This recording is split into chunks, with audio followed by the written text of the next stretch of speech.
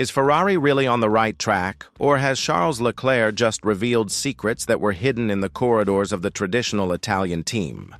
The events at the Austrian Grand Prix may have exposed much more than just a monotonous race for the Monegasque driver. And you can be sure that what I am about to reveal now may shed light on why Ferrari remains stagnant when it should be dominating, and why Leclerc's comments may mark the beginning of the end of the driver's patience with the team's current situation. Charles Leclerc finished third on the podium at the Red Bull Ring, but his comments after the race sounded more like the outburst of someone who is tired of getting leftovers when he could be fighting for victories. The competitor was blunt, stating that Ferrari paid the price for having to manage the pace throughout the race. But what kind of management is this that turns a Formula One race into a fuel-saving session?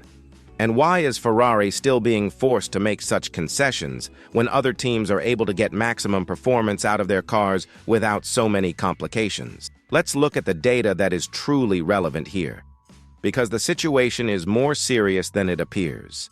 Leclerc crossed the finish line almost 20 seconds behind the race winner, following the McLaren duo of Lando Norris and Oscar Piastri. For those who follow the category, 20 seconds in a Formula One race is an eternity. It's the difference between participating in the race and simply watching the others compete in front of you. What is most striking is that Leclerc acknowledged that he faced no challenges from behind, meaning he remained in a neutral zone, far from the lead and far from the rear.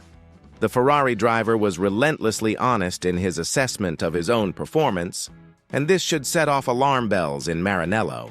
He acknowledged that he would have liked to have done a better job at the start to stay side by side with Lando Norris, but quickly added that even so, he didn't believe he had the pace to stay there at the front. This statement is devastating for any Ferrari fan who still has faith in the Italian team's project for this season.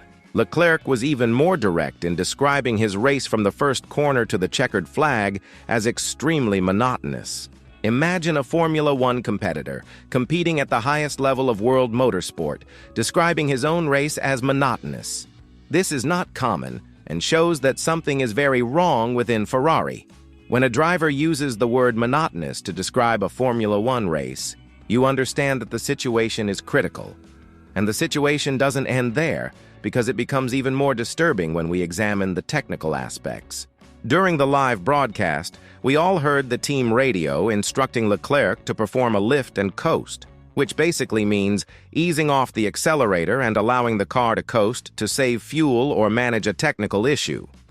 Leclerc confirmed that this instruction was constant throughout the race, which completely explains why his performance was so compromised. But here comes the question that no one wants to ask. Why does Ferrari need to do so much lift and coast, while other teams manage to maintain a strong pace from start to finish? The answer may lie in the structural problems that Ferrari has been facing for years. If we look back, this is not the first time we have seen the Italian team having to manage difficulties during races instead of focusing purely on performance. It is a pattern that repeats itself season after season, and one that should make anyone question whether Ferrari's technical approach is fundamentally flawed. The Monegasque driver made it clear that he spent the entire race isolated, trying to manage various difficulties the team was facing. He was diplomatic in saying that he prefers not to classify them as problems, but rather as necessary management decisions in Ferrari's current situation. This diplomatic statement hides a severe criticism of the current state of the red car. When a competitor has to be diplomatic in order not to openly criticize his own team, you understand that the situation behind the scenes is tense. Leclerc's frustration with the lift and coast was clear when he admitted that it was especially damaging in the first stint of the race. He said it only improved slightly in the second and third stages, but even that wasn't enough to make a difference in the final result. It's as if Ferrari is constantly fighting against itself instead of focusing on getting the most out of the car. This scenario raises very serious questions about Ferrari's immediate future and the viability of its partnership with Charles Leclerc. If the team continues to have to deal with technical problems race after race, how will it be able to compete for titles? Charles Leclerc is clearly frustrated with the situation, and who can blame him? The young man has the talent to win races and championships, but he is being held back by issues that should have been resolved during the development of the car.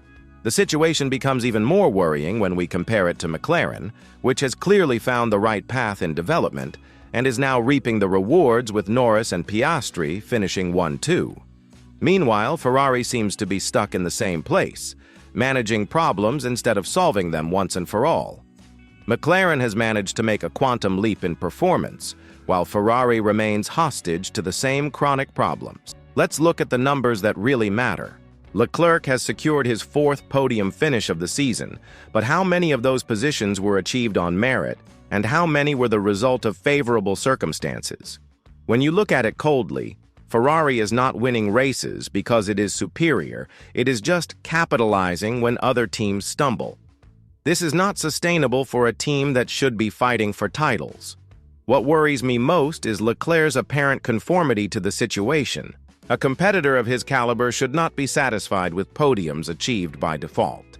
He should be fighting for wins, pushing the team to find real solutions, not stopgaps. But perhaps this conformity is actually a strategy, a way to avoid unnecessary conflict while he evaluates his options for the future.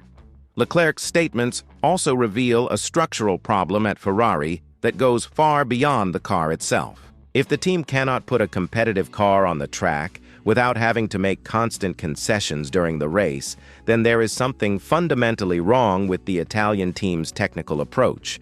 This could be related to the development philosophy, internal processes, or even the technical leadership of the team. Another aspect worth reflecting on is the timing of these revelations. We are in the middle of the season, and if Ferrari is still dealing with basic management issues during races, how will it be able to implement significant improvements for the second half of the championship? Time is running out, and every race lost is an opportunity wasted. Leclerc's frustration is understandable, but it also serves as a red flag for Ferrari. If they fail to resolve these issues quickly, they could lose not only more points in the championship, but also the confidence of one of the best drivers on the grid today. Charles has already shown what he is capable of when he has competitive equipment, especially in 2022, but his patience clearly has limits. Let's also consider the psychological impact of this situation. How does it affect team morale when the #1 driver himself is publicly admitting that the car doesn't have the pace to compete at the front?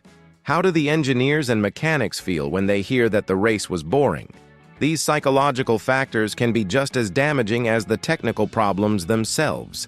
What happened in Austria could be a turning point in Ferrari's season, but not necessarily for the better. If the team fails to provide concrete answers in the next few races, it could be heading for another season of missed opportunities and accumulated frustrations. And the worst thing is that this is happening just when other teams are showing that it is possible to make significant progress in the middle of the season. The question that remains is, how long will Charles Leclerc accept this situation? More importantly, is Ferrari aware that it is wasting the talent of a competitor who could be fighting for titles if he had the right equipment? Has the time come for Ferrari to make difficult decisions in technical leadership, or will Charles Leclerc have to consider other alternatives for his career? What do you think? Will Ferrari be able to solve these structural problems, or will Charles have to accept another season of management and third places? Leave your opinion in the comments, because I want to know what you think about this whole situation. And since we're talking about chronic problems at Ferrari, click on the video appearing on your screen, because there I'll tell you how the regulatory changes of 2026 could be the Italian team's last chance to return to the top of Formula One, or if it will be just another opportunity wasted by the Maranello team.